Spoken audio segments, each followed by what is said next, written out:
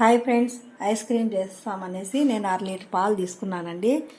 ఇది వెన్నీలా custard powder తీసుకున్నాను. 3 స్పూన్లు వేసుకున్నానండి. ఇది 3 స్పూన్లు ఇట్లా పాలు కొంచెం తీసుకొని కలుపుకున్నాను. ఇప్పుడు పాలు మరుగుతా ఉన్నాయి. ఇవి మరిగిన తర్వాత కొంచెం కస్టర్డ్ పౌడర్ వేసుకొని ఇట్లా ఈ చిక్కదనం వచ్చేంత వరకు మనం కాంచుకోవాలి. ఇప్పుడు స్టవ్ కట్టేద్దాము. వెన్నీలా ఎసెన్స్ కూడా వేసినానండి. చక్కెర వచ్చి ఈ కప్పుతో 1/4 కప్పు వేసుకోవాలి చక్కెర. ఇప్పుడు ఈ చిక్కదనం మనకు ఇప్పుడు కరెక్ట్గా వచ్చేసింది. ఇప్పుడు మన స్టవ్ ఇంకా ఆఫ్ చేయడం. చల్లారిన తర్వాత మిక్సీకి బాగా చేసుకొని తర్వాత ఒక బాక్స్లో వేసుకోవాలా చూపిస్తానండి మీకు.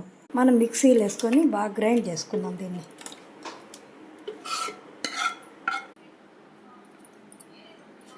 నేను ఇది ఐస్ క్రీమ్ బాక్స్లోనే వేసుకున్నాను అండి. ఇంతకుముందు ఐస్ క్రీమ్ తెప్పించుకున్నాము, దాంట్లోనే వేసినాను. ఇంకా ఫ్రిడ్జ్లో పెడతానండి. 4 గంటల సేపు ఫ్రిడ్జ్లో పెట్టి ఆ తర్వాత మళ్ళీ చూపిస్తాను మీకు.